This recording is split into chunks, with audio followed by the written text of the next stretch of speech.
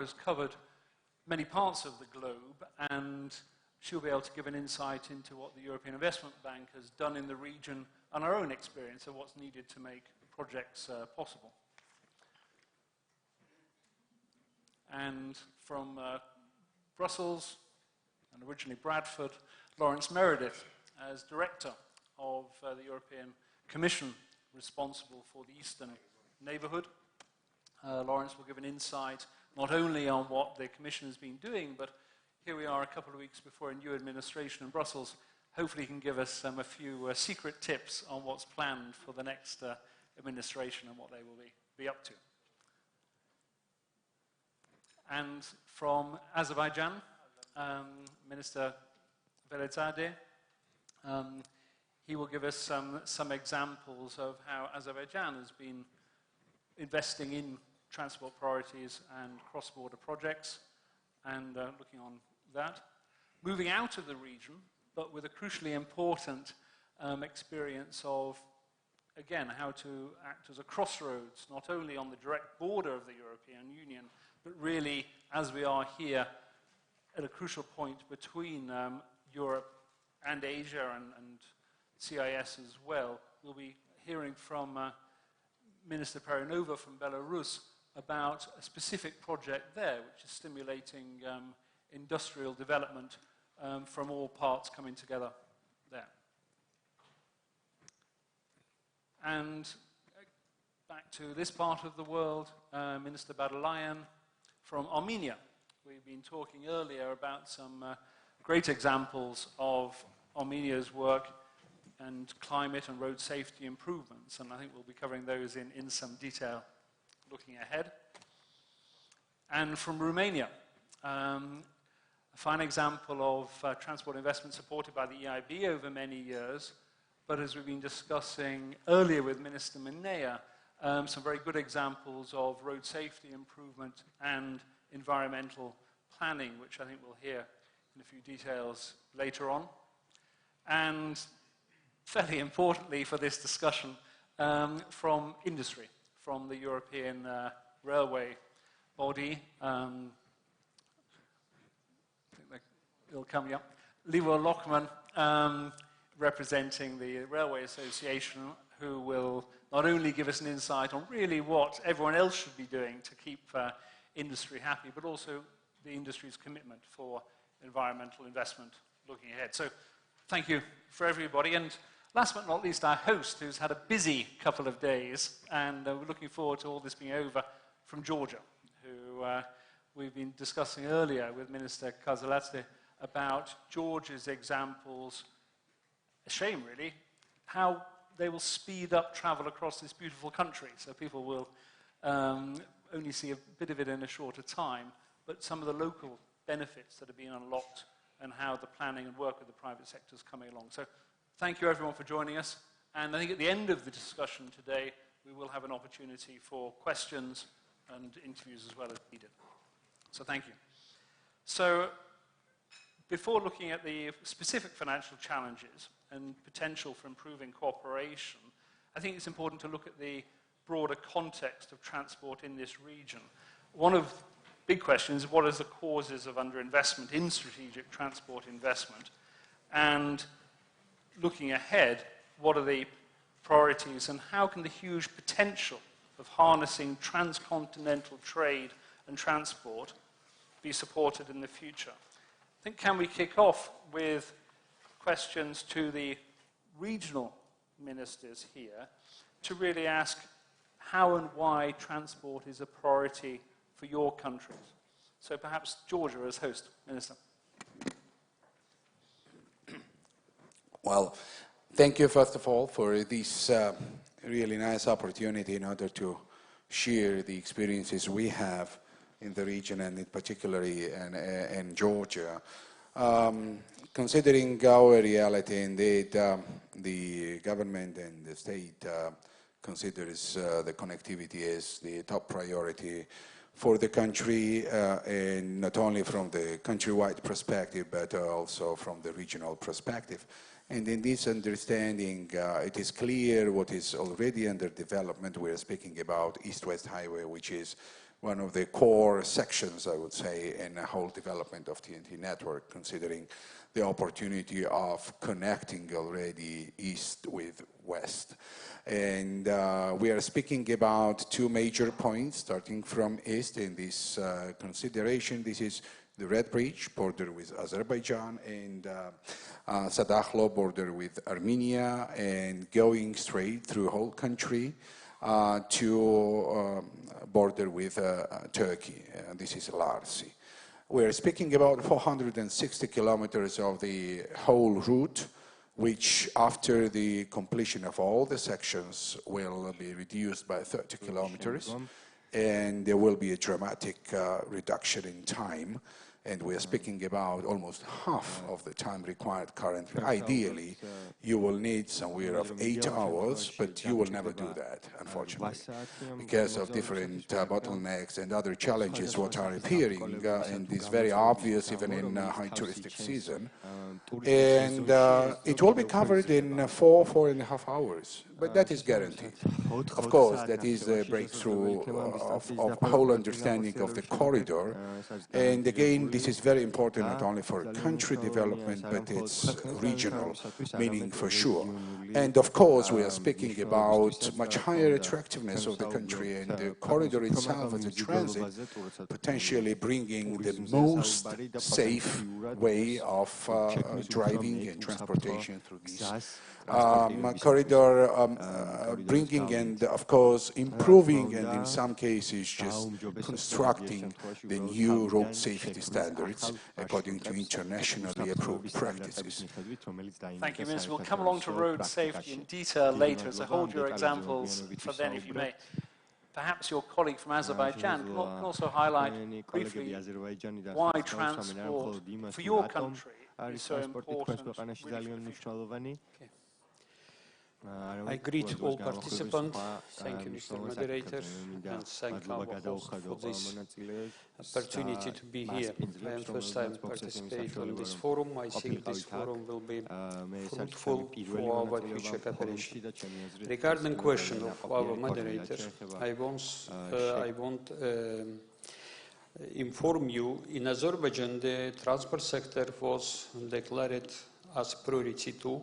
This is part of our state policy, and among the other sectors, which tourism, ICT, Agra, and others, transport have high priority for future development of Azerbaijan. During the last 15 years, we developed all sectors of transport in Azerbaijan.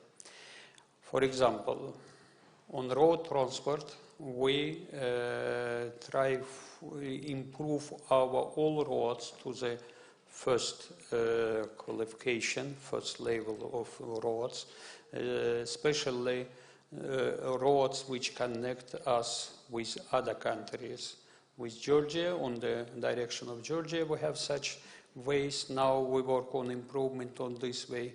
On the direction of Iran, we have established such road, high quality road, and now we construct new way to the Russia. And we try our activity on this field. Secondly, on railways, we have good achievement. I think all people know our project Baku-Tbilisi cars. This is the biggest achievements of our region, of our achievements of all our countries. And additionally, in the maritime sector, we have very strong fleet in the Caspian Sea. Our Caspian Shipyard company, and this is biggest company in the Caspian Sea basin. We have ferries, new ferries, which work on the between the ports, Kazakhstan, Turkmenistan, and Azerbaijan.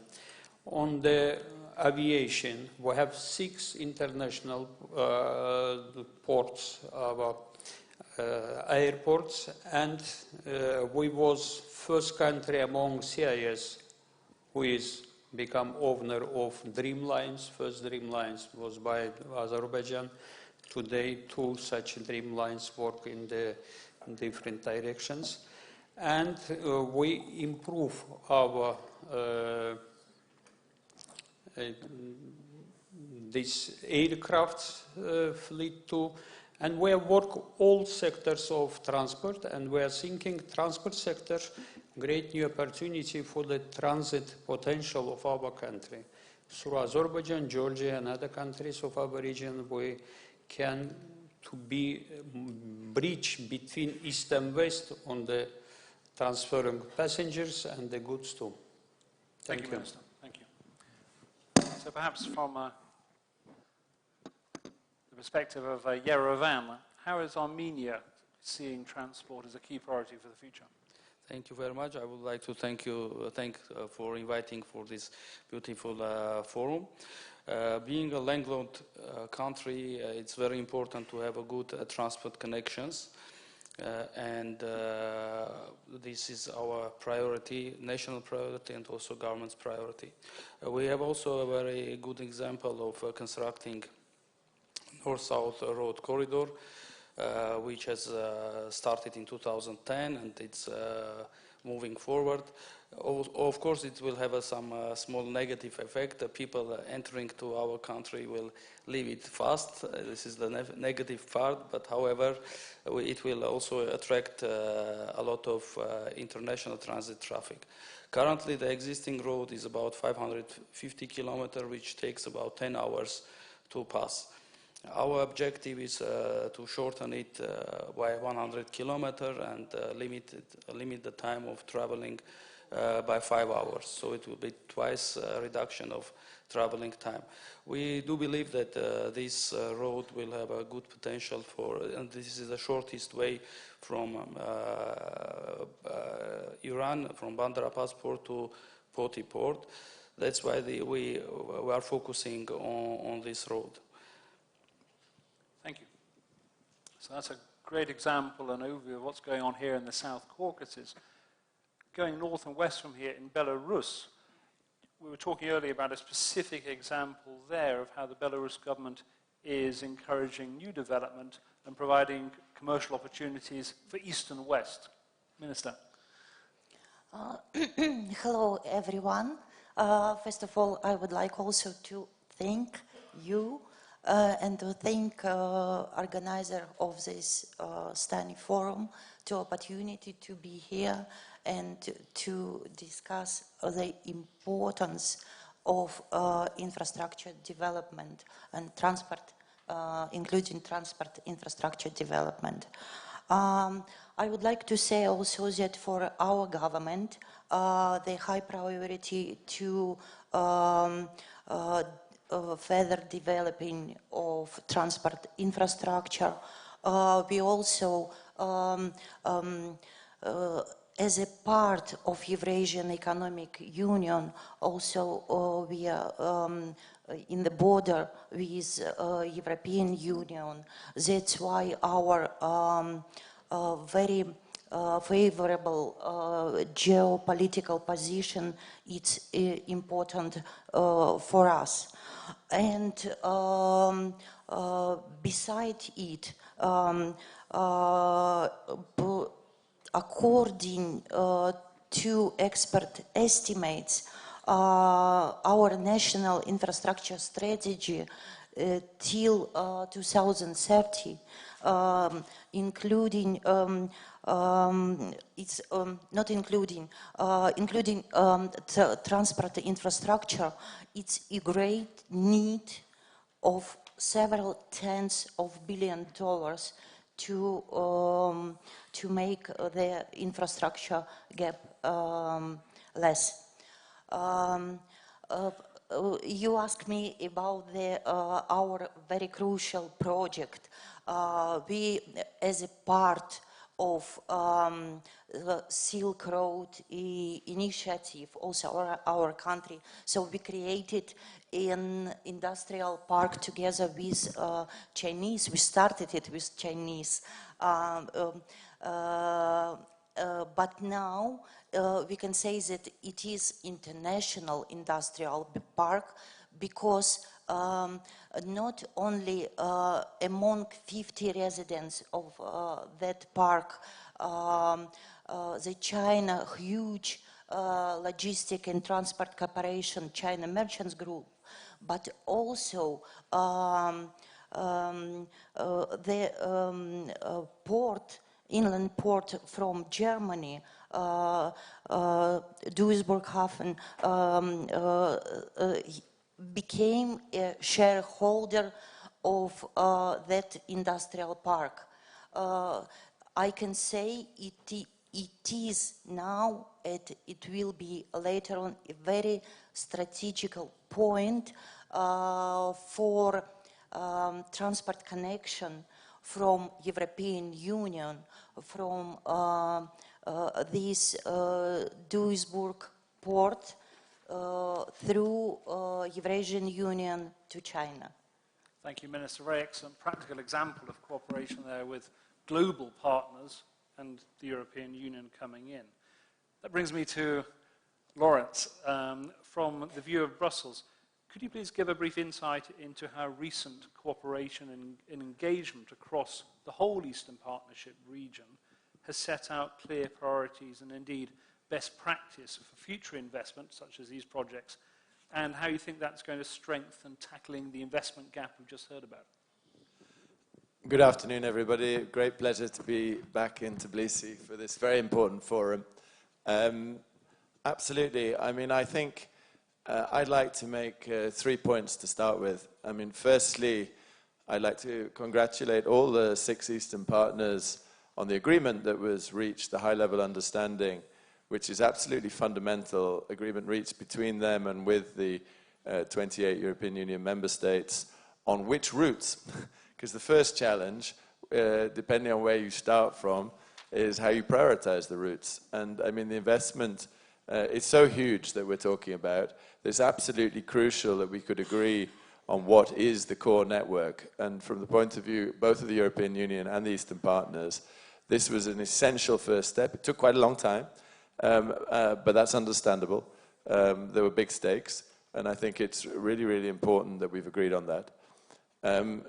Secondly, I think what I would highlight very much is the importance of working, the international community acting together. So I'm delighted to be here with Flavia, but also with other key partners such as the EBRD, World Bank, KfW, and many others with whom we cooperate. And I think, you know, on the side of the European Commission, we're making big steps together with our international financing partners in terms of the necessary blending. And we think that's absolutely crucial to help address the financing gap. And thirdly, but by no means least importantly, I think it's good that we've got a strong private sector engagement, because this can only work if we get the conditions right to bring in a strong private sector component, not only on the investment gap side, but in making the economic case and ensuring that this addresses the economic needs of the economic actors. Thank you. Thank you, Lawrence. And as you can see behind you there, there's a schematic overview of how the transport planning is really bringing Europe together, and from Belarus at the top there to Azerbaijan and Armenia at the bottom, and all the way over to Spain. Indeed, a little bit of the United Kingdom remains on the map. So thank you, Lawrence, for that. Looking on to the role of financing, Flavia Palanca, as a director for lending operations in this region here, you're working across the Eastern Partnership. From your own experience and the view of the EIB out of Luxembourg, what resources and skills do you see in practical terms that are needed to develop and implement successful transport schemes? Thank you very much, and good morning, everybody. I think that I'm going to go in the same direction as what Lawrence said before, and I see 3 types of resources and skills required. First of all, financial resources. The action plan, which Lawrence mentioned before, is estimated to cost about 13 billion, and that are the 10 transport TENs between the Eastern Partnership and Europe. It doesn't include the relationship with our other very important partner, that is Belarus. Now, 13 billion, that's approximately the 1 year GDP of Georgia. That is to give you the extent of the volume. And nobody can do that on one's own. So that calls for cooperation between all parties involved, cooperation between the other financial institutions, between the private sector, and between the Commission for making grants available. And finance needs to be concessional. It needs to be concessional because the burden on, in view of the magnitude of these investments, the burden on the public budget is huge, and we have to make sure that its impact is as limited as possible. And in this blending grants with resources like those that EIB can make available, which are very long-term resources on favorable interest rates, reflecting the fact that we borrow on favorable terms in view of our AAA rating and that we are a non-profit. These things are crucial. The other thing is technical assistance, advisory, because these investments are hugely complex. They take a lot of experience, they take a lot of expertise, and it's important to get things right from the beginning, because if we don't get things right from the beginning, there are going to be delays, there are going to be cost overruns, there are going to be issues with quality that would increase the cost, increase the burden on society, and also cause potential tensions, because what had been promised at the sacrifice is not going to be there. Thank you, Flavia. One area we haven't come across yet is the view from sometimes the other side of the table, from industry. And I think the railway industry has clear views on these things. Libor Lockman is Executive Director of the Community of European Railway and Infrastructure Companies. What is your feedback from your own members, and what do they see as barriers to investment looking ahead? And are there examples of where perhaps colleagues here could take note of what's needed to unlock investment looking ahead? Thank you, Richard, and thank you for the invitation. So I'm happy to represent the view of those who do use, in fact, the infrastructure built and offer the services to the final customers, which is the role of the companies that CR represents. At the first place, I'm really happy that at the end we have this topic on the agenda, which is the extended TEN-T. That's one. Two is, what is really crucial is to having the right investment in the infrastructure. That's really the must, because if you would wish to improve the connectivity, you will not be able to deliver any service without infrastructure. So it's two. Three is, we have to really strike the right balance from the perspective of the mobility strategy of each of the governments in the region, as we have it in European Union, for the ratio between the investments to the road and the rail. And I'm really serious about it, because I know that historically in a number of countries, and it was, by the way, the case of the EU as well, or EU countries as well, rail has been seen something like that is kind of the self-sustaining business without the need of much of the governmental intervention. The time has changed. So if you would like to pick, the good example of what we need to do is, in order to boost really the opportunities that the rail sector can bring you, is the infrastructure investments. But infrastructure investments, as I said, that we can take the right example from the EU, where you have more or less 2 to 1. So €2 to road, €1 to rail for the principal lines. If we can achieve that, and I mean, Lawrence, from the public money, so not from the private, only from the public, that will be really a great success. And it will also lead us to the opportunity to greening up the mobility, because, as we will be probably discussing later on, the railway is a sustainable transportation mode, so we will help the society. But we really, as a principle, must not forget, if you wish railway to produce, and to produce for the society, for environment, also the government has to share the responsibility for investments. I was happy to hear from the Deputy Minister of Georgian Infrastructure Minister that you are building the motorways and you are cutting the traveling time by 50%.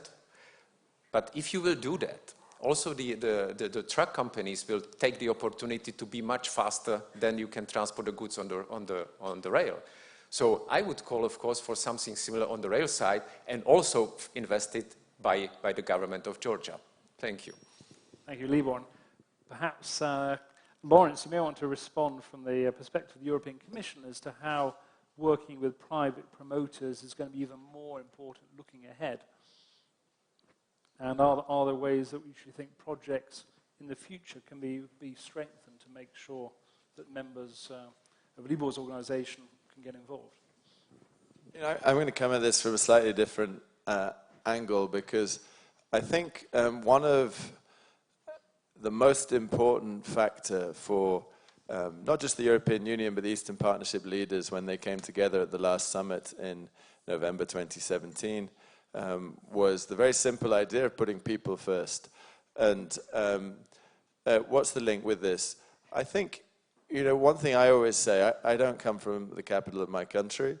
And when you look at what share of population capitals have in a country, 10, 20, maybe 30%, that means that between 70 to 90% are outside the capitals. And one of the things, together with Commissioner Hahn, we've been doing across the Eastern Partnership is investing in regions. And in each of the Eastern Partnership, we've now managed to agree on priority regions. And I think, of course, and in particular now that we have this network agreement, it's crucial that we think how this can help the economic opportunities, not just in the capitals, but linking up with all our priority regions and making sure that we're bringing investment not just to capitals, but across the territory and really reaching out to where the people actually are. And in terms of, and I think public-private, as I already said in my opening remarks, is absolutely crucial to this. And I mean, rail as well as road, absolutely, fully agree with that. And by the way, and I'm not going to anticipate where we're going, but clearly in the incoming commission, as in the current one, but in my view even more so, the Green Deal is going to be key, and rail definitely has its place in that. So I can definitely see a need to look again at how we structure the models together with our public but also private financing partners to get the best deal that means that we're really putting the people first. Thank you. Many thanks, Lawrence. We'll come on to the green topic in detail in a few minutes, I think. We were talking earlier about Armenia's detailed work going on at the moment, really to reach out to the private sector and making sure that frameworks are in place on the PPP side with government support and the economic feasibility of projects. Do you want to say a few words about exactly what you're up to at the moment in Armenia? Yeah, sure. First of all, to make a PPP work, it's important to have a legal framework established in the country. And currently we are working on it, and we are on the final stage for finalizing the law and discussion in the government. So this is the first step. Of course, it's very important private sector to be involved when the projects are economically visible. So it's very important preparing a project to make sure that the priority project is based on the economic value. So this is the second priority and second stage, to have the prioritization of the project based on economy on place. Otherwise, we think that private sector would not be much interested and will not take a risk to be involved in such a project. Otherwise, the government has to take all the risks, then it will cost much higher cost for implementation of it. Thank you. Now moving on, I think following off these discussions, it's worth to look at the role of multilateral financial institutions such as the European Investment Bank, the World Bank, and other partners active in the region, such as the Asian Development Bank. And Flavia, do you want to give a brief outline as to what the EIB has been doing here in Georgia in terms of different transport projects in different sectors in recent years? Well, Georgia is, of course, one of our major partners in the region, and would like to take the opportunity of this panel here to thank very much our Georgian counterparts for the excellent cooperation. In the region over the last few years, the EIB has been financing in the transport sector something like just above 3 billion. And approximately 1/3 of this has been in Georgia, essentially for strengthening the east-west motorway connection, as well as the peripheral roads leading to it. Because, of course, it's not only important to be able to cross the country, but it's also important to make it possible to develop the peripheral regions, what was said before, to make sure that people outside of the big cities also have access they need to goods, to services, to trade, and to be able to move within the country and outside the country. In addition to this finance, we have put in Georgia in place also, together with the support of the European Commission, technical assistance, which is being progressively disbursed for 6 billion for project preparation and project implementation. And here again, I would like to stress what I said before on the importance of preparing projects in terms of design, in terms of the aspects, softer aspects related to security, related to regulation, especially important for projects which become cross-border projects to ensure compatibility between the systems in both countries, and that applies to roads, but above all it applies to infrastructure like railways, like ports.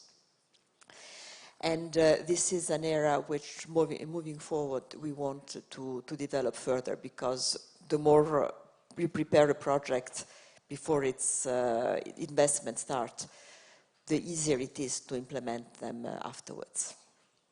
Thanks, Flavia. Minister, you were nodding there. You were agreeing with what Flavia had to say.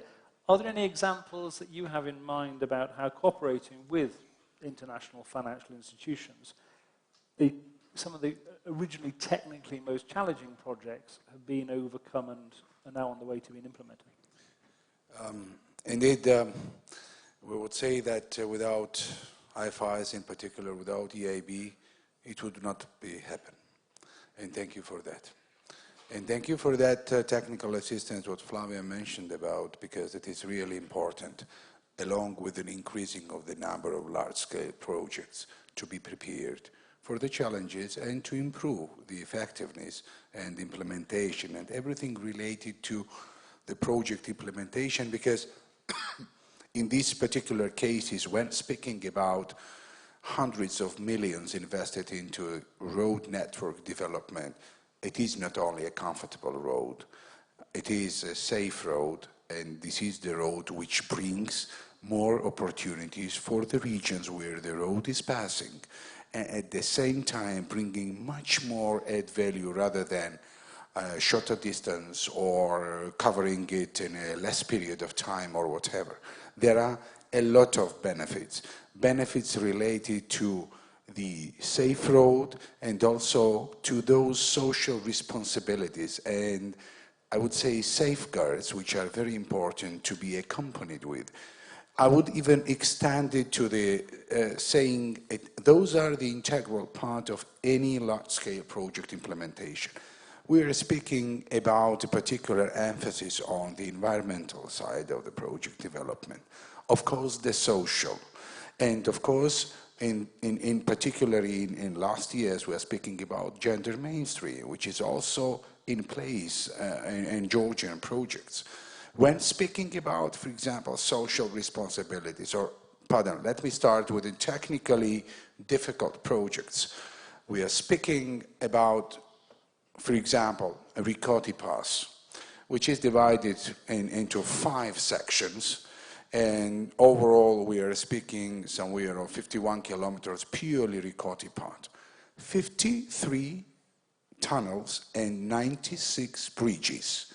That is 51 kilometers of 4 sections divided into 4 lots. Of course, it is challenging. It has never been before developed in Georgia, and it is a matter of financial capacities, thanks to our partners, development partners, and of course those are the capacities which are combining the institutional development required for and the capacity building. Those are both. We are speaking about the standards of roads and road safety standards. Of course, we have to think in advance with an increased requirements for the maintenance of those. And asset management is the key component when speaking about not only the construction, but sustainability of that constructed new infrastructure. When speaking about social responsibility, On whole East-West Highway, even currently, people driving to existing part of it, and by the way, 200 kilometers is already in use of the highway speedy road. 140 kilometers is currently under construction, and we are close to sign the contracts for several others. And overall, we will speak about 175 kilometers next year, which will be further extended somewhere with additional maybe 13 kilometers of the final part of it. And overall, we are speaking about starting from 2020 already in phases, the sections will be opened for. Next year, the bottleneck at Hashuri will be already with a solution of 13 kilometers bypass. And this is a real bottleneck. And when traveling to Western Georgia for summer season, everybody, it is so obvious.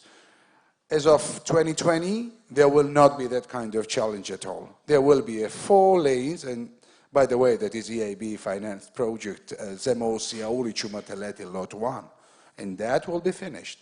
Along with the World Bank, despite of the challenges of the second lot, we have managed, and it will happen in 2020. Additionally, it is important to mention about additional 2 lanes of Kutaisi bypass, which, because of the increased intensivity and making the analysis of it, of traffic intensivity, and also the, let's say so, bad statistics of the accident there, the government made the decision. And 41 kilometers will be finished in 2 years. Last year we have started, and in 2020, those 41 kilometers will be finished.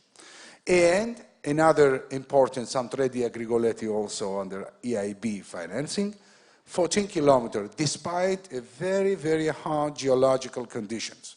Settlements of the weak soils are still in progress, but with a very good trend, but still, according to engineering opinions, and actually the pavement progress, the second lot of 14 kilometers of the mostly populated area of Japana and Lanchuti Center, next year will be open for traffic. So these are the achievements we have along with EIB.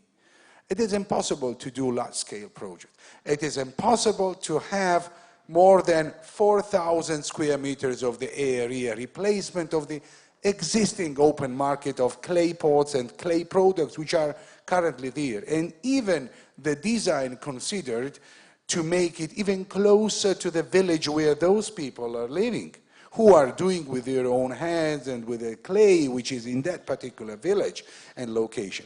The same kind of understanding is in Surami, the same is in Zestaponi, and these are the aspects which are very important.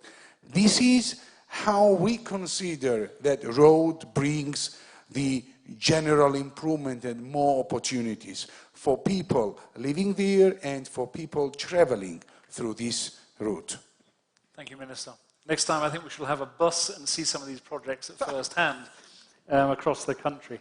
So I think, as you've indicated, clearly a key part of transport investment and road investment is safety, and a safety in some of the communities.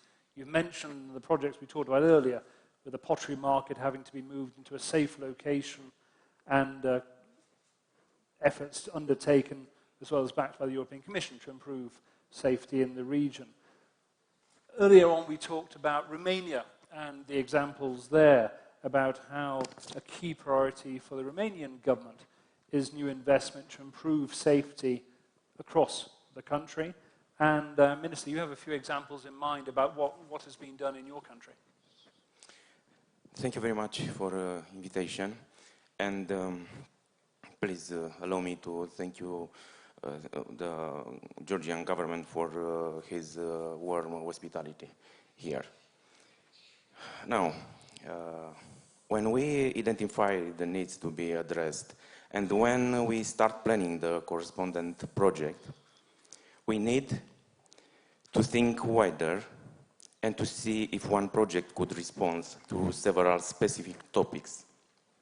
This means that the projects should be planned in an integrated manner. So when we start the implementation to make sure that they are taking into account all the relevant aspects.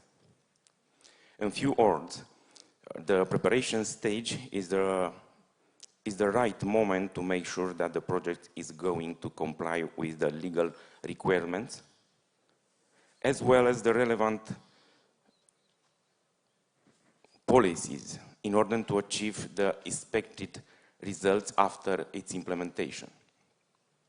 Cooperation with stakeholders by involving them into the project preparation in a very early stage is also a good approach, because the amount of available information is huge these days, and this information needs to be structured and shared among parties.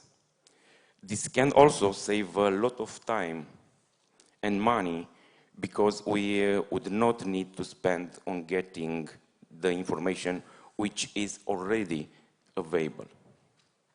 As a conclusion, I would say that integrated projects, good planning and good cooperation with relevant parties is the right way. In Romania, we have projects under preparation for which were established stakeholders forums, where private sector, NGOs, authorities, professional associations, even representatives of relevant universities and research institutes are involved. Thank you. Many thanks, Minister. Some excellent examples of best practice there that I think people were taking note of, and good things that people will be following looking ahead, and importantly making sure the investment is worth it in the end. Earlier on, talking about Armenia, there are a couple of examples there where over recent years, working with a range of IFIs, you've been working both for the hard infrastructure but also the soft infrastructure with some public awareness campaigns at all ages. What can we learn from Armenia in that concept? Regarding this, we have talked about road safety, which is very important, and we also talked about the infrastructure itself to be safe. However, we can not construct a very safe road that will be no any accidents. So of course we have to increase the standards. We have to identify the black spots by collecting of data and improving these black spots. However, is much more important to increase the awareness and change the behavior of road users. Otherwise, if we build a very good, very safe road, but people still drink and drive or overspeed the roads, the accidents will happen. So it's very important to change the behavior of the road users. And currently we are, with the help of EIB, we are implementing a road safety projects, and we are doing campaigns for this purpose. And actually we are also doing such a campaigns at schools to change, to educate already the kids how they should use the roads. So we think that this is very important from these early stages, early years, to educate correctly the road users. Thank you. Very valuable examples there. So moving on from safety for a minute, looking at the bigger picture once more. The map we looked at earlier, we're talking about trade flows across a huge area, and trade flows which have traditionally seen barriers, and in recent years some of those barriers have been overcome. Some of the barriers are still in place. Perhaps we could start at the bigger picture at the European level. How is the European Union working to look ahead to overcome some of these barriers, to strengthen transport flows and facilitate borders? Because there's no point, as some of the ministers said earlier, of having a road where the travel time is halved if then at the border you still waste a day. Thanks very much. Well, just before we leave the previous topic, on behalf of Commissioner Bulc, who made it a particular priority on road safety, I mean, it really comes back to this idea of putting people first. And I mean, what people absolutely want from their transport network is that it's safe. And we've done a lot of work together with both the governments, but also our international partners on road safety. And I think it's absolutely crucial going ahead that this remains a priority, and if anything, goes even further up the political agenda. On trade flows, absolutely. I mean, it comes a little bit back earlier to my earlier point, but I mean, there are different things here. So we've got the map. That was important. The network is there. We're not going to reassess all of that because we made into a major long negotiations, and I think it's really important now we stick to the high-level understanding on where we're going. But as you rightly say, now it's about the softer side, and it's absolutely crucial because business decisions depend on the overall costs, and that includes how long it takes to get across the borders, as simple as that. So transaction costs, I mean, I'm the first public servant in my entire family. For 100 years we had a company, so I mean, absolutely drilled into me that, you know, it's about the bottom line. So it's not just about building a road, it's about getting your product to market. So, and that has to factor in the whole chain, and that's absolutely essential that we address this. And clearly, and we are doing lots of work together on different border points. And I mean, I'm itching to get into the digital side as well, because I think there are some technological solutions coming online that can really accelerate work at the borders. But it's essential that we can't have the old days of lorries queuing for hours because it just vastly increased the cost for businesses. Thanks. We will come on to the digital topic, don't worry, to satisfy that itch. In Armenia, we talked about briefly, you've been doing some examples there quite recently of specific investment to tackle those cross-border barriers. What things are you doing there at border crossings? Of course, as has been mentioned by our colleagues and by you, the construction of very fast roads is not sufficient. So otherwise, if we don't have a proper border crossing points, we can have a bottleneck there and have a saved time on travel, then spent several hours on physically crossing the border. For this perspective, we recently, with Georgia, has rehabilitated all our border crossing points, modernized it to facilitate the process. Currently, we, with Georgia, are building a bridge on our border crossing point, which will also facilitate the crossing process. However, also is very important, as we call the paperwork on the border crossing point. In order to facilitate, to have the same legislative procedures on each country, that even before you left the production on the border crossing point, you will also already have the required data there, and when you reach the point, you can implement all the customs activities which will allow you to save time. So this is very important, to be on the same page with each country within Eastern Partnership and within EU to facilitate the paperwork on the border crossing points. So only physical infrastructure is not sufficient. However, it's also very important. Thank you. Very useful examples there. So moving on now to a broader topic, not even just cross-border or across two continents, but something which affects the entire planet, that of climate and a changing climate, something which is now a paramount political concern across all of our countries. And new transport investment can not only improve transport links, but also help address climate concerns, reducing emissions through reducing and tackling congestion, improving local air quality and broader emissions, and looking at some of the examples that we've talked about, indeed the examples on the screen.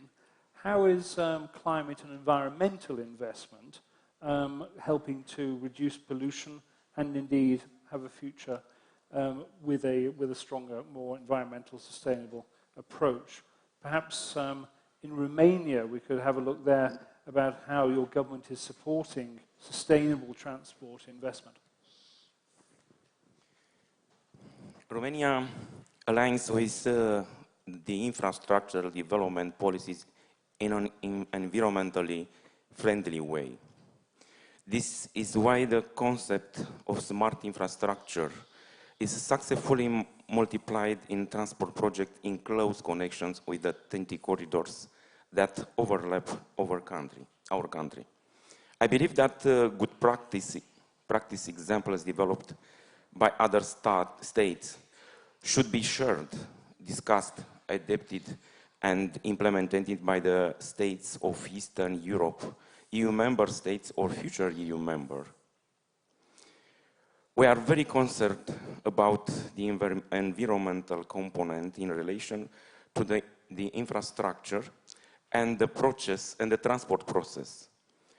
That's why a number of transport elements such as aqueducts, the increasingly intense use of alternative fuels, or the concept of shifting to more environmental friendly modes of transport as to railway or waterways are new elements for Romania, which are beginning to be widely used. It is not enough to develop a highway if you are not concerned about how to use it in a sustainable way.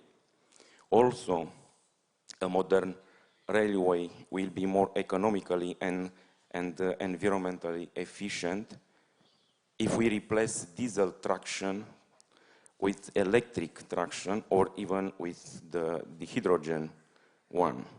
Waterways and ports will be more sustainable if will be used by less polluting ships.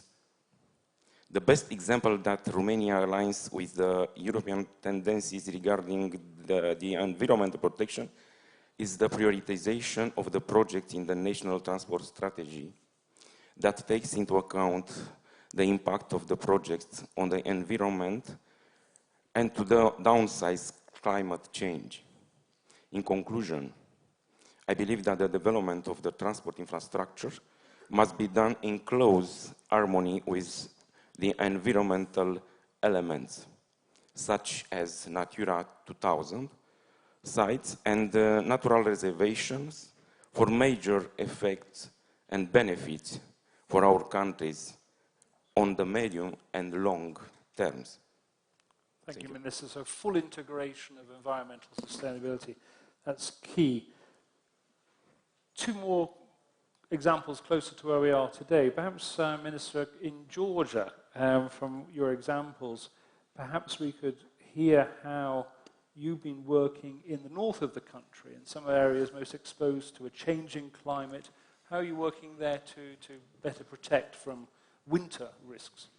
Indeed, when speaking about the design and then construction of the new infrastructure, of course, everything starts from the existing conditions, climatic one. And of course, any infrastructure should be resilient to the climatic challenges, what are obvious. And in our case, we have one of the best examples, I would say. This is Kvesheti-Gobi project, which considers 9 kilometers tunnel of 15-meter diameter of it.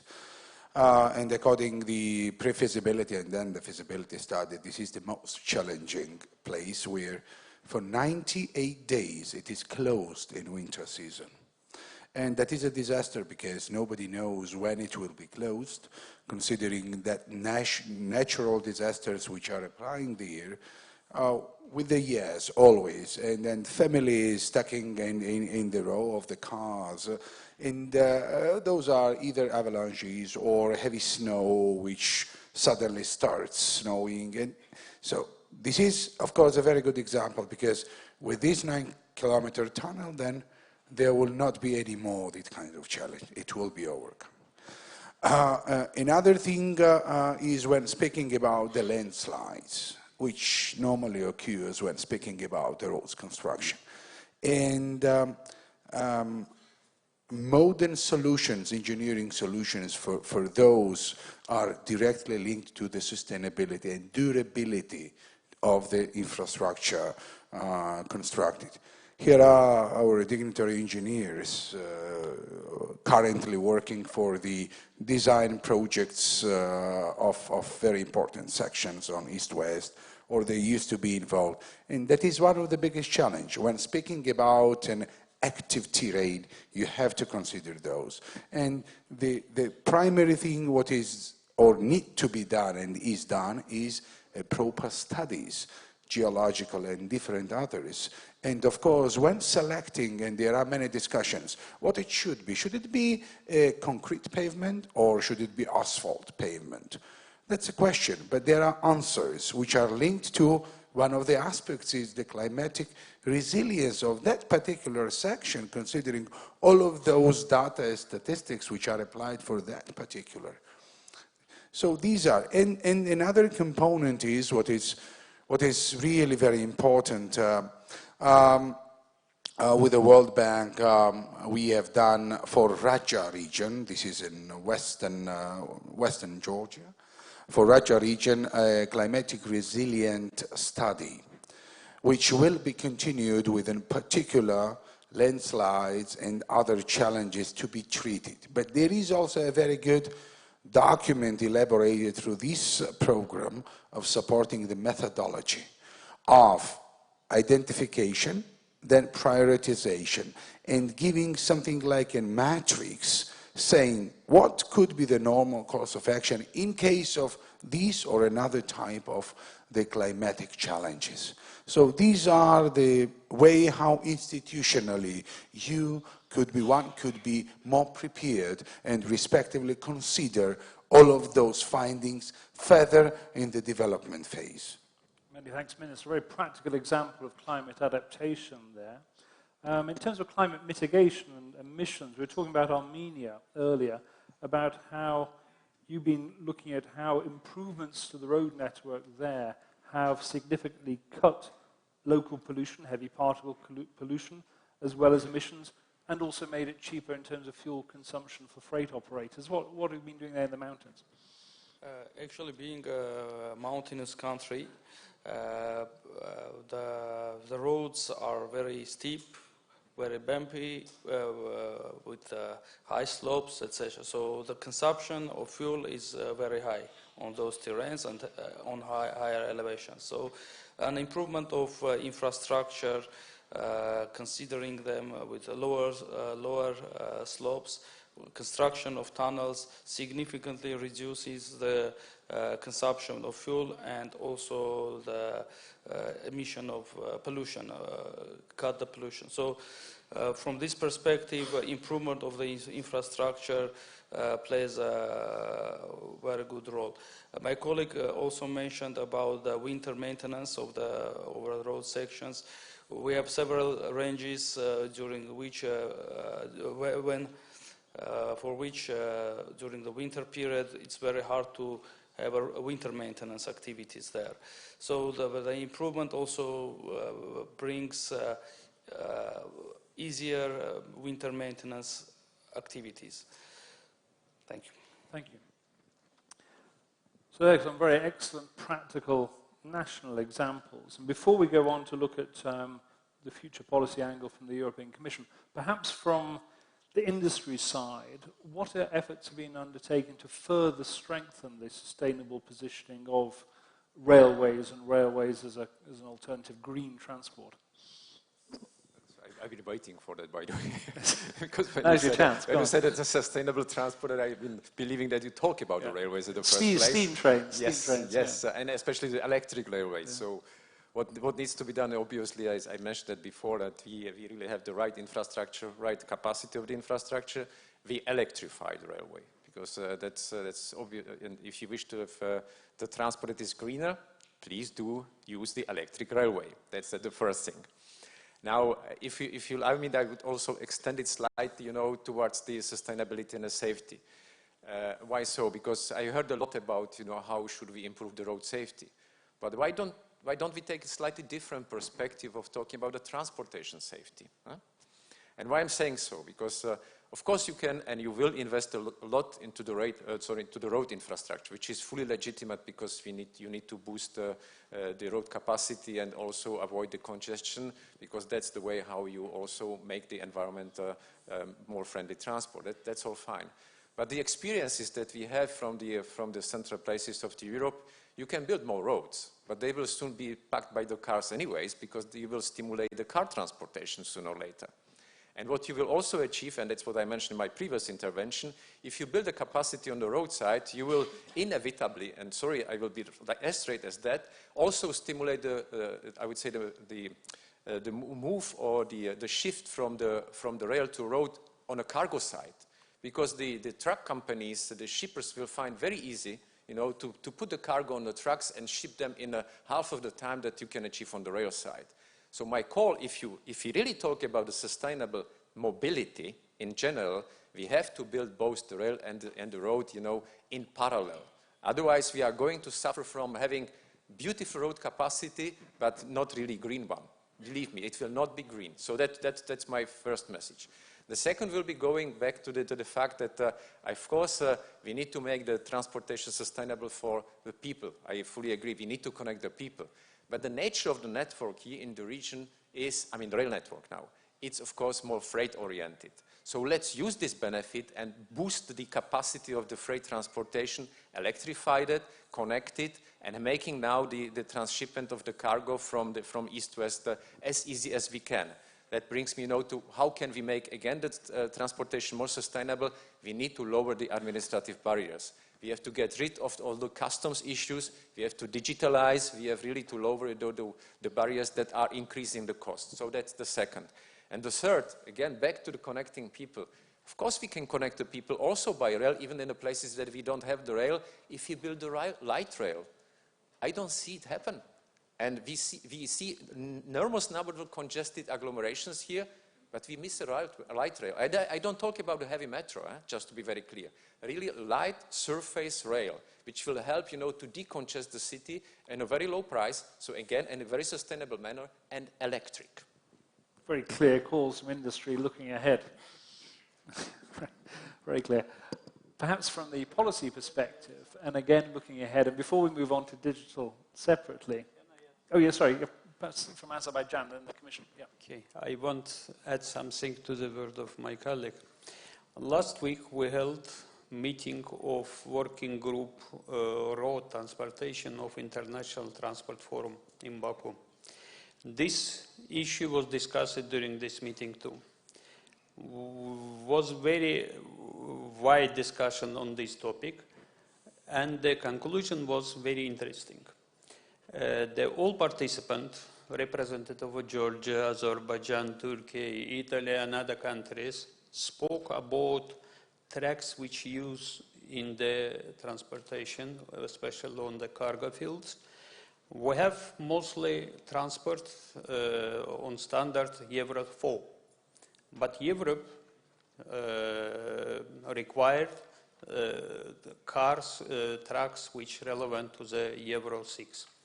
And during these discussions, when we spoke about pollutions, if we will keep save our environment, need things about this fleet which we have.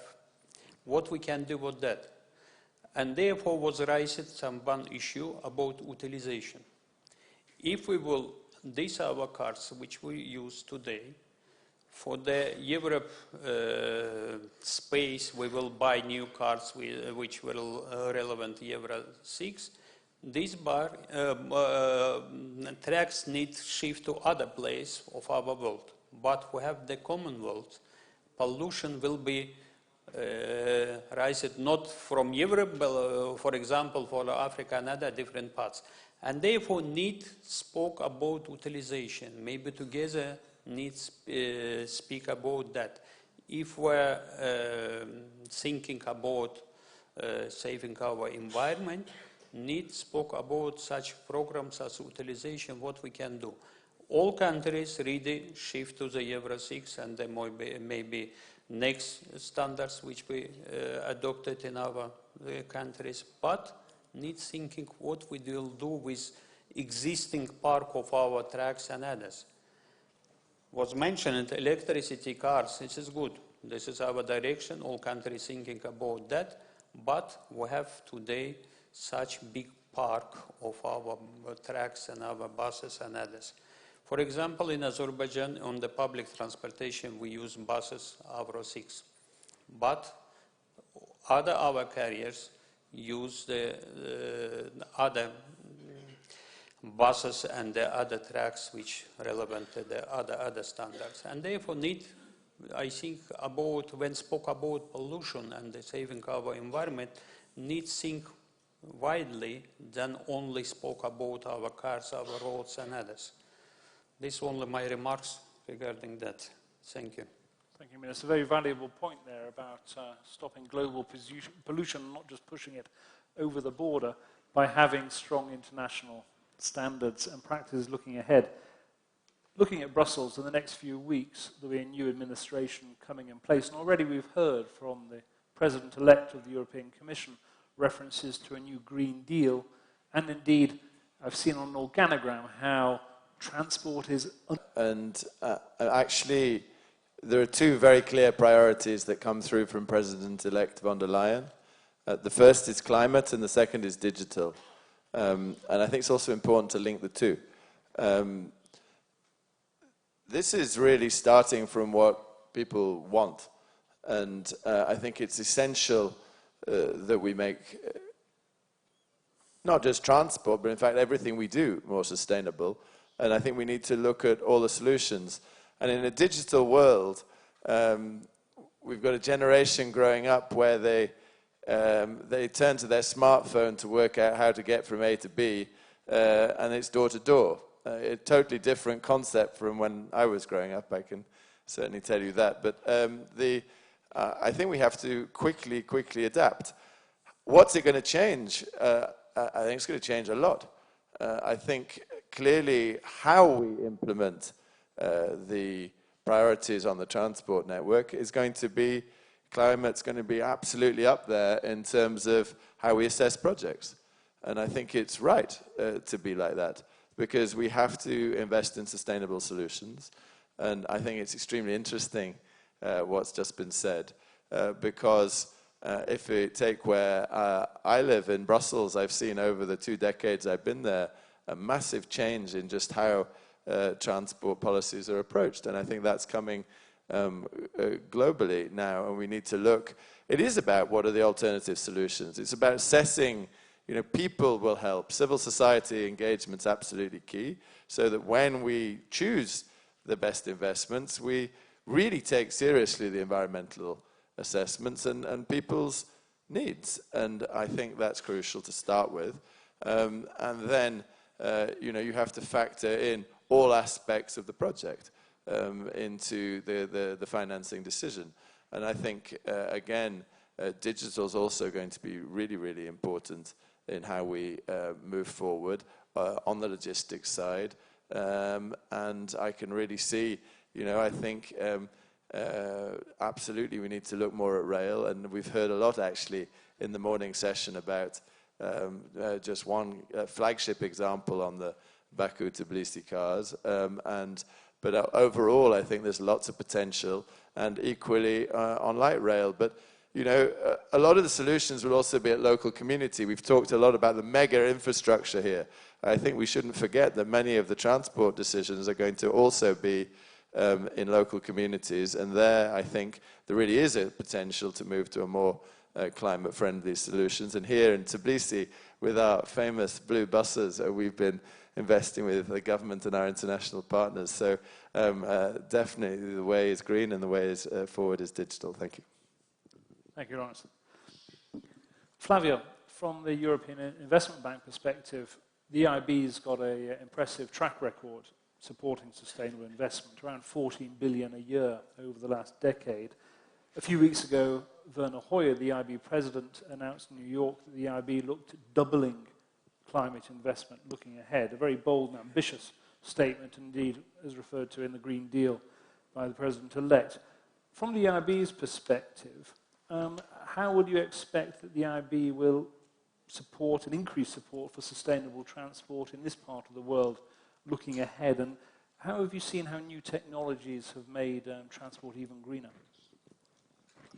Thank you. Well, we are, after all, the Bank of the European Union, right? So we do what our friends in Brussels tell us. It is no surprise that our president put so much emphasis on climate, although I think that for us, it's irrespective of what we are told, it's something in which we believe and that which is very close to our heart.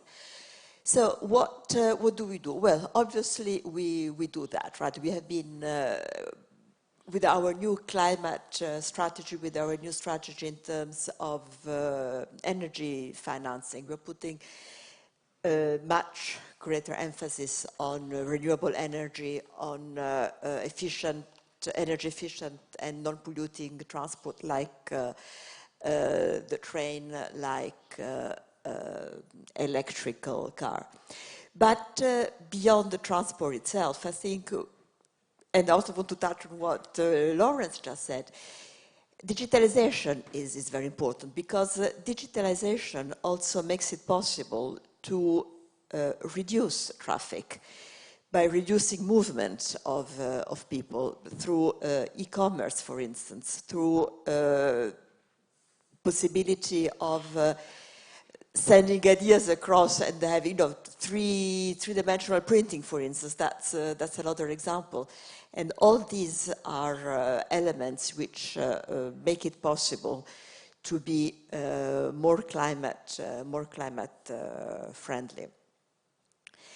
And lastly, from the perspective of Europe, the European Union and the other European countries, digitalization is important if you want to remain competitive in the world.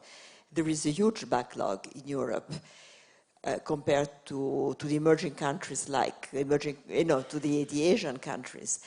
And if we want to be able to remain competitive in this new world, and remaining competitive doesn't only mean growth, but it also means remaining competitive in a sustainable way, having the resources to be sustainable.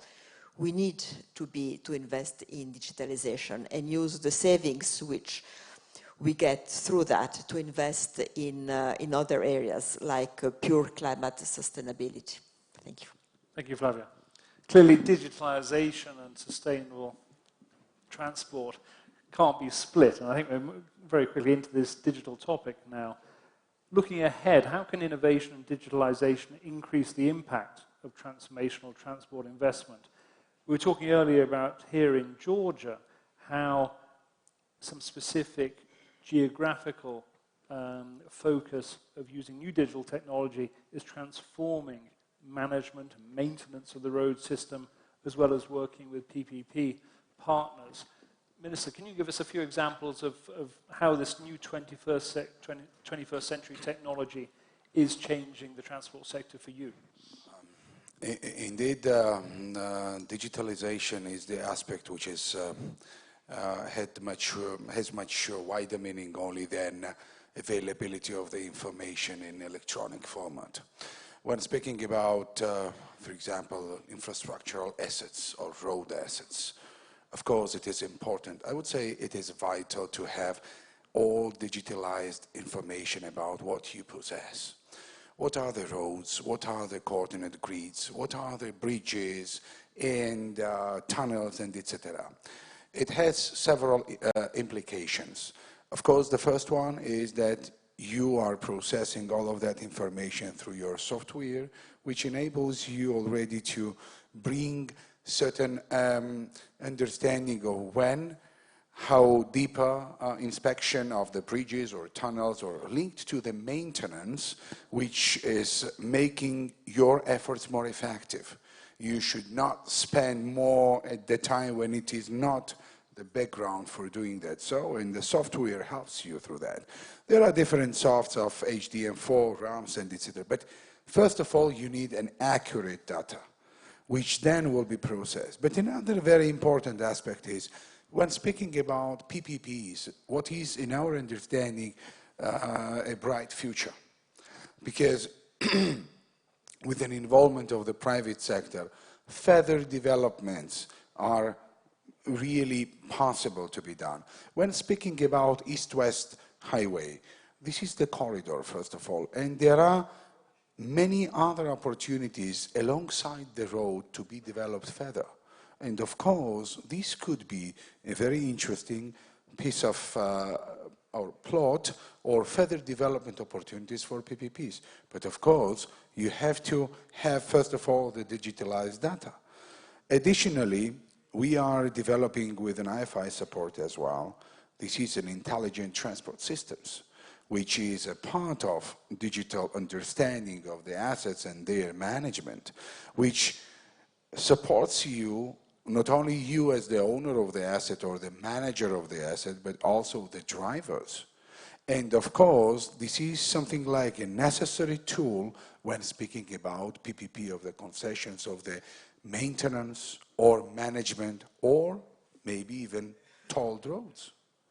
So all of that are in combination, but eventually these are different angles of the same bigger picture, which again brings us to an increased opportunities where the private sector should definitely play very significant role along with an will and support of the governments and IFIs and everybody, all the stakeholders of the successful projects.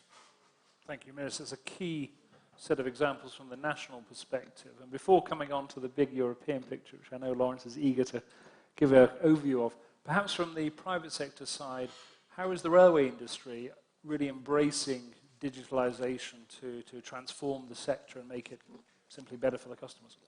I mentioned that partially already. I mean, for us, it's the issue of clearly the cost reduction. So more we invent, implement, and deploy the IT technology, I would say better. I mean, more productive we are going to be with lower price for the final customer.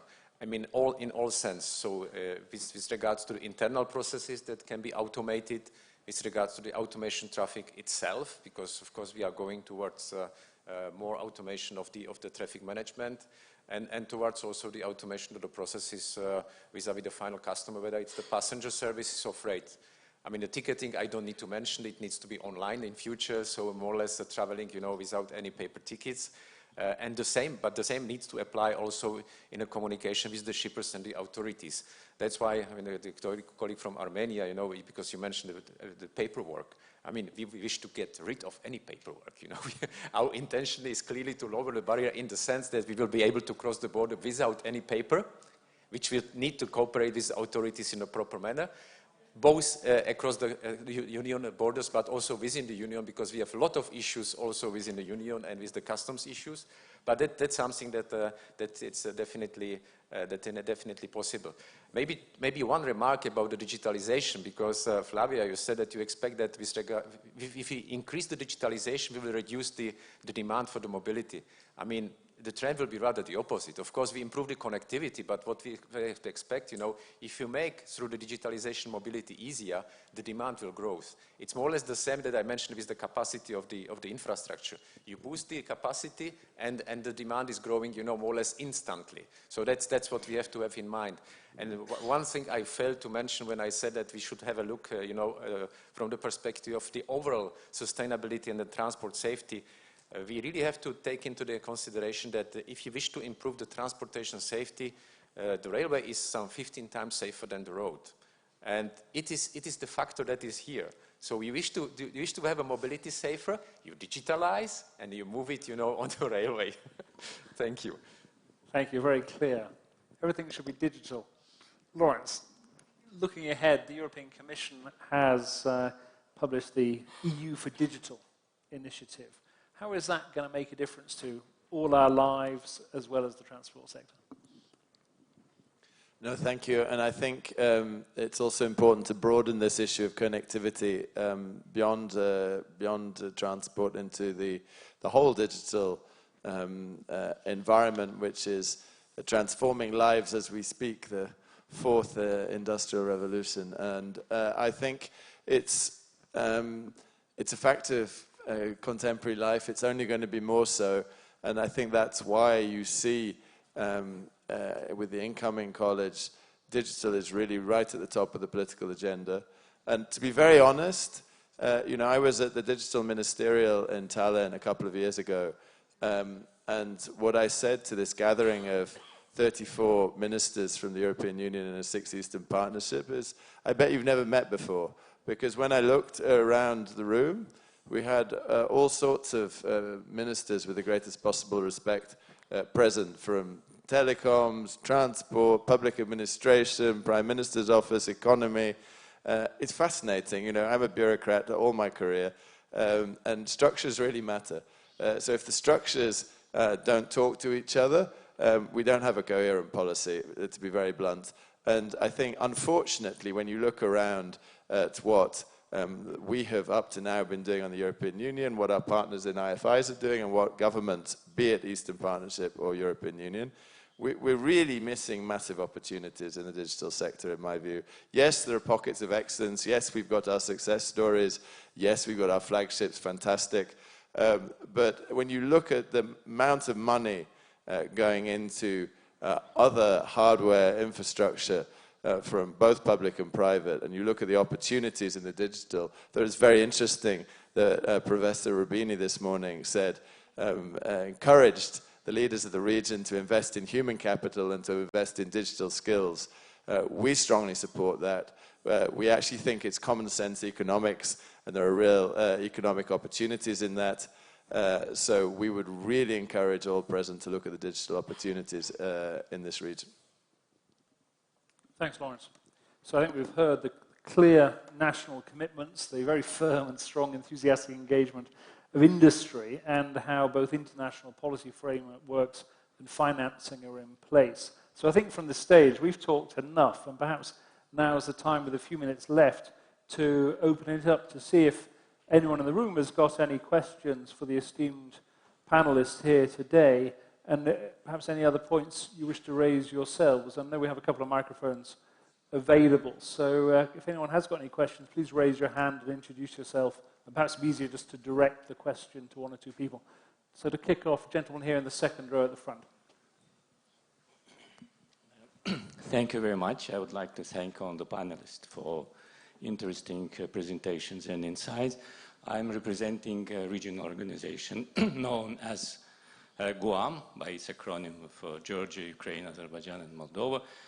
We discussed cases on individual countries, so development of transport infrastructure and connectivity and so on and so forth. But given the geography, the spread of the countries, and given that all these countries are investing heavily in the development and modernization of infrastructure, positioning themselves as a regional hubs on the Black Sea, on the Caspian. So it means that the aim is to develop a connection to Europe, or connecting Europe and Asia, and attract traffic flows and so on and so forth, so that this heavy investments will have a return.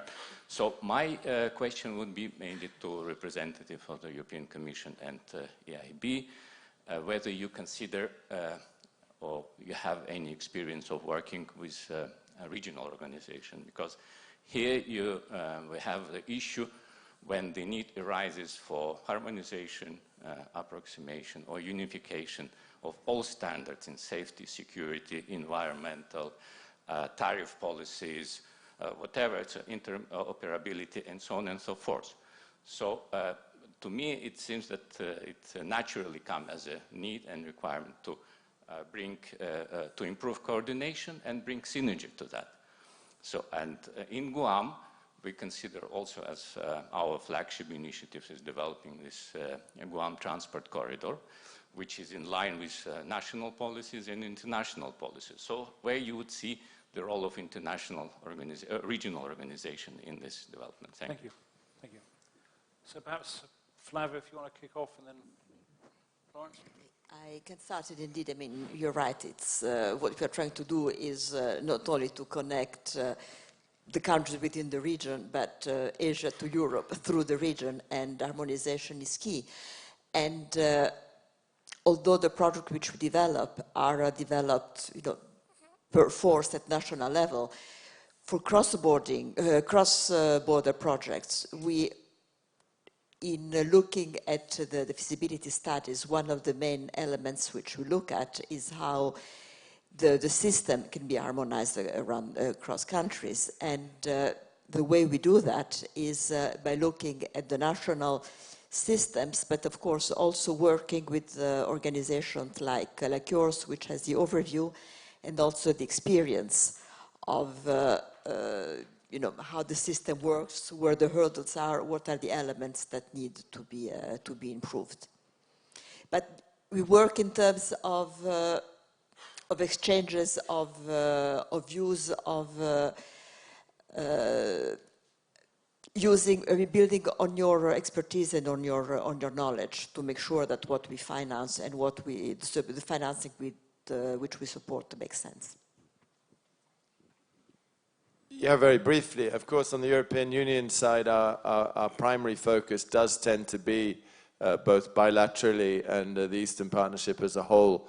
And there we're quite attentive to taking an inclusive approach. But that doesn't. We're of course open to dialogue with all relevant international organizations, both your own and others, Black Sea Economic Cooperation and other key actors, because the Black Sea is absolutely crucial for connectivity and also security. So definitely open to dialogue. Thank you.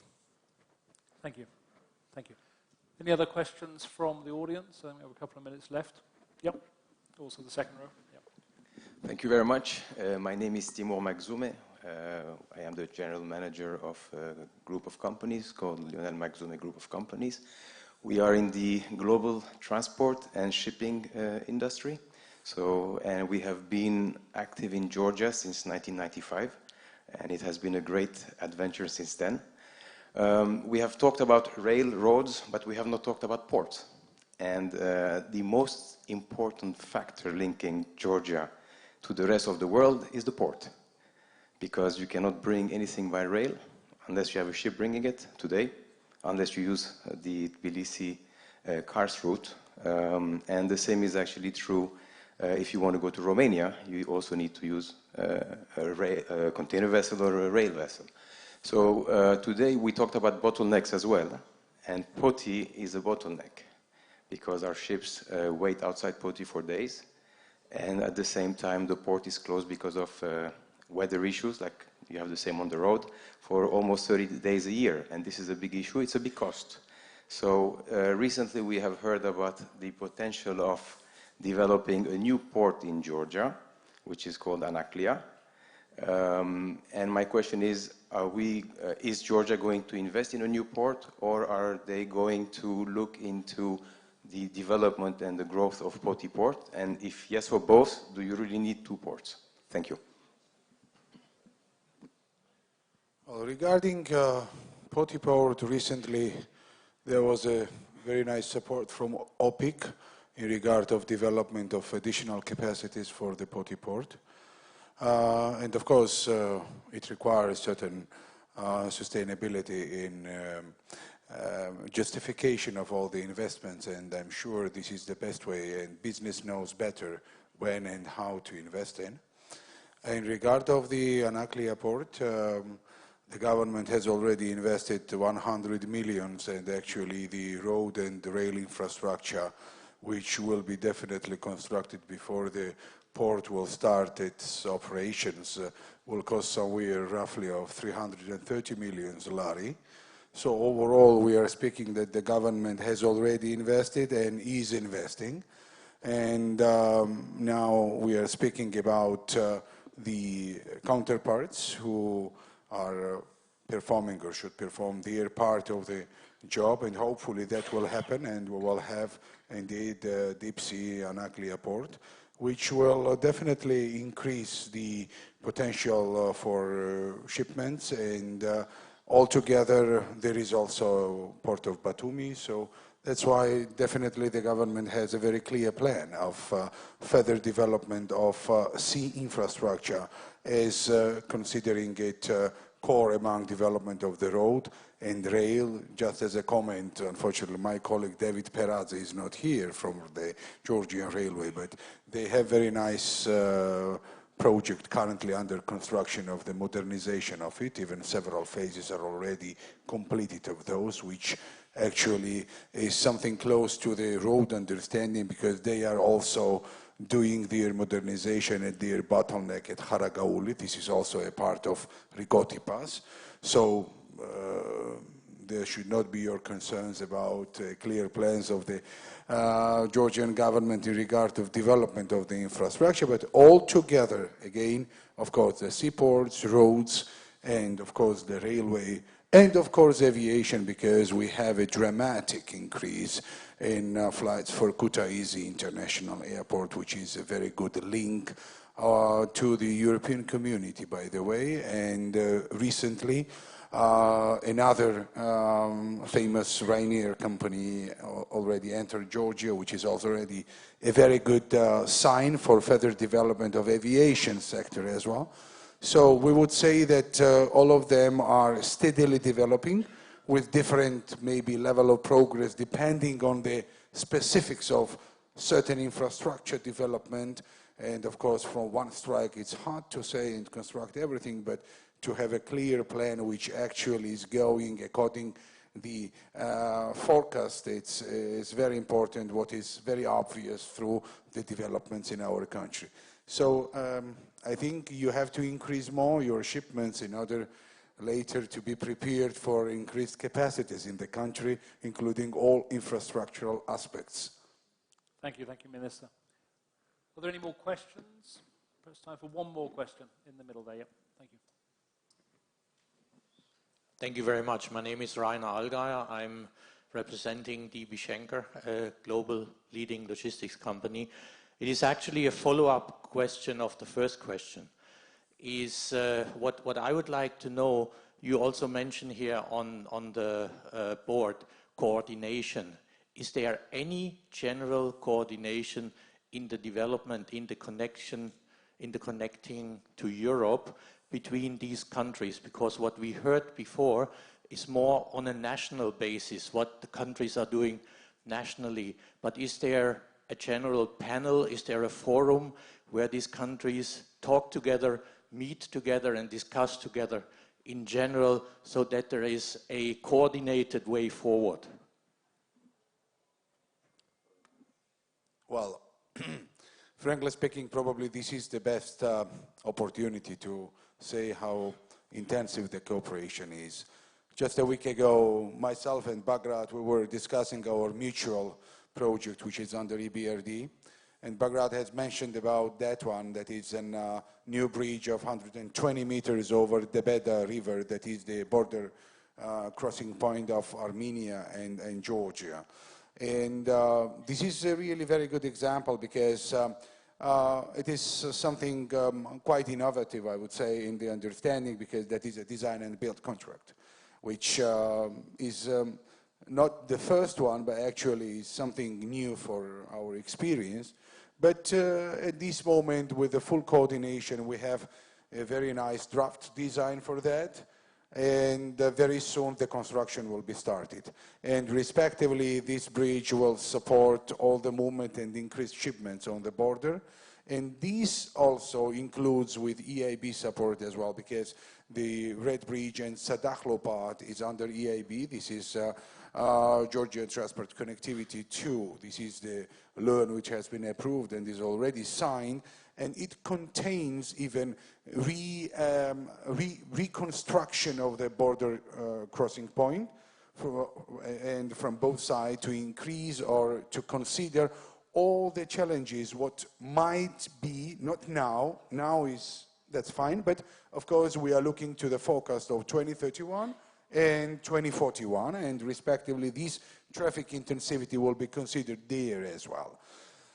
Again, the same is we discussed with our colleague from Azerbaijan in regard of the plans and under construction sections in Azerbaijan. And when speaking about the Red Bridge, there is a very nice development from the other side of the Red Bridge, from Azerbaijan side. And I guess he could even develop it further. So in this understanding, I think the neighbors or adjacent neighbors we are in collaboration, otherwise there will not be a continuity of the projects. And there are many other topics what we are discussing and then making it happen first, and then to increase even the effectiveness of those happenings.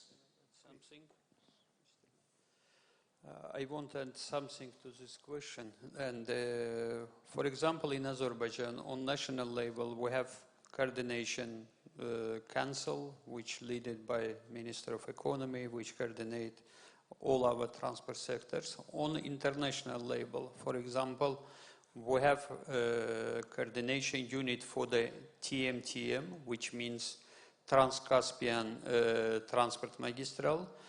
The headquarters placed in Kazakhstan. All participants of this road, which connected Kazakhstan to the Europe, this road is multimodal transport links.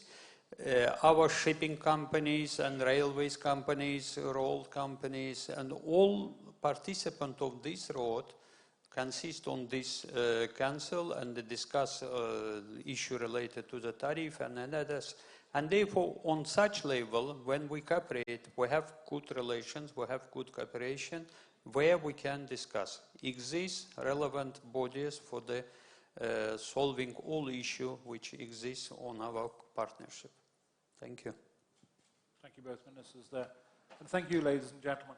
Can I take this opportunity to thank the ministers for their time and insight and detailed examples today, to Libor Lochman for such a clear view of what industry really needs, to Lawrence and Flavia for the respective views of the European Commission and the European Investment Bank. And I'm sure that the discussions we've kicked off today will continue tonight and tomorrow in this beautiful city. And on behalf of the European Investment Bank, can I thank you all for coming along here today and all those whose preparation has made today's discussion possible. Thank you. Our thanks to our moderators.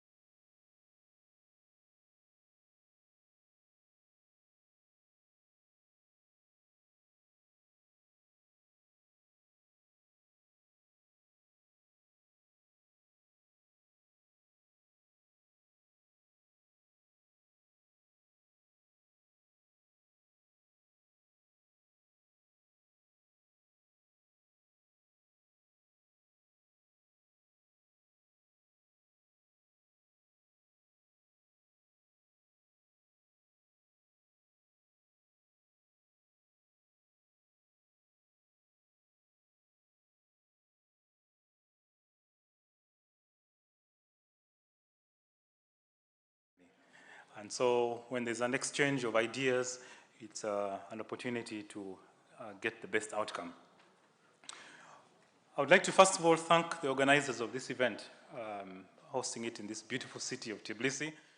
Not only do we have a fantastic city with rich culture, heritage, but also beautiful weather today. And so we are very thankful for this. This event comes at a very important time. Just last week, the World Bank produced the 2020 World Development Report on global value chains. And two things from this morning's discussion were featured in that report. One is that connectivity is good for everybody.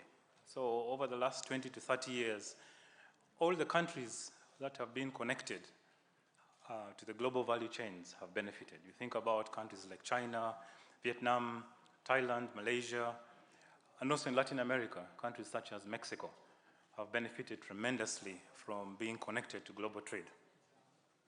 One statistic in the report showed that at the time of signing the NAFTA agreement, the government of Mexico estimated that the trade volume would grow by 15%.